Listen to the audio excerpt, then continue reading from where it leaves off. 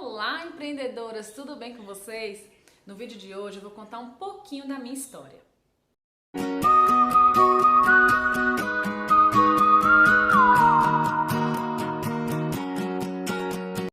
Desde criança, eu sempre tive duas coisas na minha cabeça. Uma era empreender e outra era ensinar. Eu estudei sempre em escola pública, então aos 9 anos, 10 mais ou menos, eu tinha uma turminha de amigas, né? E ali tinha duas delas que levavam lanche. E levar lanche, né? Era o uau! Porque na escola dava o lanche. E ali elas sempre levavam fandangos, passatempo. Nossa, aquilo ali eu ficava assim, ó. E dava só um pra gente, viu? Era só um e eu ficava morrendo de vontade.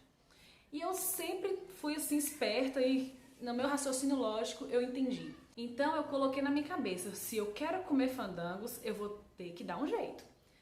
Daí veio a ideia de fazer brigadeiro. Eu falei, eu vou vender brigadeiro na escola e aí eu vou ter dinheiro para comprar fandangos e passatempo. Em casa, a gente já tinha o Nescau, né? Então fui lá pedir meu pai o dinheiro para comprar o leite condensado e as forminhas. Daí então surgiu a grande ideia de empreender vendendo brigadeiros na escola. E não é que deu certo? Eu fazia os brigadeiros, vendia. Gente, eu era tão intuitiva em empreender que eu sabia que eu tinha que vender e que eu tinha que tirar uma parte para mim poder comprar mais material para vender de novo. E aí eu fui tendo lucro com isso, né? Continuei vendendo, continuei tendo o meu lucro e daí comprava assim o meu lanche também. Mas eu não gostava de passatempo não, viu? Era só porque eu via. Eu comprava muito, era tic-tac. Quando tic-tac naquela época era muito gostoso. Sobre a outra profissão, que era professora, o que eu fazia? Pegava as crianças do bairro, juntava no fundo de casa que tinha um cômodozinho lá de bagunça, coloquei um quadro negro e dava aulas. Gostava de dar banca. E meu pai, o sonho do meu pai era montar uma escola para mim. Então ele sempre falava que quando eu crescesse ele ia montar uma escola para mim. Mas os planos nossos são uns e os de Deus são outros, né? Mesmo assim, eu fiz o magistério. E antes de concluir o magistério, que eu iria concluir com 16 anos, eu comecei a trabalhar com 15 anos na primeira turma do projeto Jovem Aprendiz, que no caso era Menor Aprendiz na época. E ali eu fui trabalhar em uma concessionária. Naquela concessionária eu era auxiliar da secretária do gerente.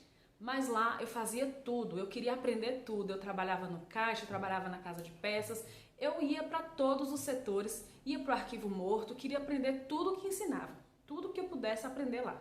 Só que quando foi aos 16 anos eu precisava estagiar. E o estágio era no turno oposto que eu estudava. E eu não poderia então mais continuar trabalhando. E lá era carteira assinada, tudo certinho. Eu tive que sair, romper com o contrato para poder estagiar. Porque também eu queria trabalhar, mas meu pai queria que eu terminasse o magistério.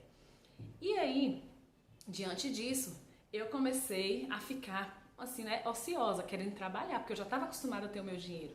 O que eu fiz? Arrumei um estágio remunerado. Isso mesmo. Minhas colegas foram para a prefeitura e eu fui para uma escola particular. Lá eu fiz um trato com a diretora. Ela me assinava a minha carteira, porém ela não pagava o valor da carteira. Mas eu aceitei, porque ali eu poderia continuar com os meus luxos, né? Que aí, a partir desse momento, já era mais do que fandangos e tic-tac. Ali naquele estágio, eu já comecei a juntar dinheiro porque eu já queria casar. Então eu já tinha em mente que eu também tinha que poupar, porque eu queria uma festa de casamento. Troquei minha festa de 15 anos por uma festa de casamento, né? Não tive a de 15, mas casei aos 17 anos. Quando eu casei, eu fui morar em um bairro distante do bairro que eu trabalhava, da escola. Então ali eu não pude mais continuar. Até que a diretora queria que eu continuasse, gostava do meu trabalho, mas realmente ia ficar muito inviável por conta da distância. Mas aí eu fui atrás e consegui um contrato na prefeitura para trabalhar numa escola municipal. E ali eu trabalhava como monitora, trabalhava como professora substituta e também trabalhava com o EJA, que era Educação de Jovens e Adultos. Ali na escola, passou mais ou menos os 3 anos, né? Eu já estava com 20 anos naquela época, eu engravidei da minha primeira filha, de Yasmin. Quando Yasmin nasceu, eu não quis mais voltar para trabalhar. Mais uma vez, rompi o contrato com a prefeitura e fiquei cuidando dela. Eu queria cuidar dela. Mas, gente, pensa bem. Desde os 15 anos de idade, ganhando o meu, né, trabalhando, sempre gostei de trabalhar, me vi em uma situação ali de ociosidade. Eu fiquei muito ociosa, queria muito ter o meu. Meu marido trabalhava me dava o dinheiro todinho na minha mão, eu resolvia tudo, as contas de casa, tudo de casa. Mas não era o meu, eu queria ter o meu, eu precisava trabalhar. Mas eu também não, por outro lado, não queria deixar, né? Não queria deixar a Yasmin. E também na época não encontrei ninguém, minha sogra trabalhava, então ficou assim, virou um vucu-vucu. O que é que eu fiz? Eu fui caçar um trabalho, assim, que eu pudesse trabalhar e cuidar dela. E aí eu orando a Deus, pedi a Deus mostrar. E aí eu orando a Deus, pedindo a Deus uma luz, uma guia, meu esposo chegou com um folheto em casa de um curso de cabeleireiro. E eu já tinha habilidade de fazer cabelo também nessa época, né? Fazer cabelo da minha sogra, o meu mesmo, da minha mãe, o pessoal de casa. Então, topei, fiz o curso. Ali eu precisava pagar R$100 por mês, que era um curso completo durante um ano. E eu falei pro meu marido, falei, amor, se eu não conseguir pagar, você paga pra mim. Mas o que eu fiz? Entrei no curso e já comecei a divulgar o meu trabalho para os meus familiares mesmo. Ali eu pedia, né, falei com ele, vocês pagam um valor simbólico para eu pelo menos pagar o curso. Então eu nunca precisei pedir nada pro meu esposo, para nenhuma mensalidade ele pagou. Todas eu paguei com a minha clientela. E elas mesmas já iam divulgando o trabalho, né? Então eu comecei a ir nas casas das pessoas ali e eu sempre naquela correria com Yasmin dentro do carrinho, já levava Yasmin de carro dentro do andador, botava no andador e eu sempre ia correndo atrás assim naquela luta, até que chegou o momento dela arrastar, não dava mais para levar ela. Aí chegou o momento da clientela aumentar e eu não dar conta de ir para casa de todo mundo, resolvi abrir um espaço na minha casa. E aqui na minha casa, eu comecei a atender, né, todas que vinham, atendia e sempre, gente, sempre fui muito bem indicada. Toda a minha clientela é por indicação. Tem propaganda melhor do que isso? Então foi daí que dentro do salão de beleza, eu comecei a vender cosméticos. E aí comecei a estudar a marca que eu trabalhava. Na época eu vendia Avon, eu fiquei trabalhando 5 anos com Avon, foi quando surgiu a Natura na minha vida. A moça bateu na minha porta e perguntou se eu queria vender Natura, eu falei, claro, né? Óbvio, foi tão fácil que nem ela acreditou. Quero vender Natura, minha clientela já pedia Natura. E eu resolvi embarcar de cabeça, né, vender Natura, mas eu gostava muito assim de estudar sobre os produtos. A própria plataforma da Natura dá muito assim, muita informação, eles colocam lá tudo sobre os produtos, você não fica assim perdida. E ali eu comecei a trabalhar em cima dos valores dos produtos. Então eu já comecei a perceber, ó, se eu sei todos os benefícios, eu vou vender mais.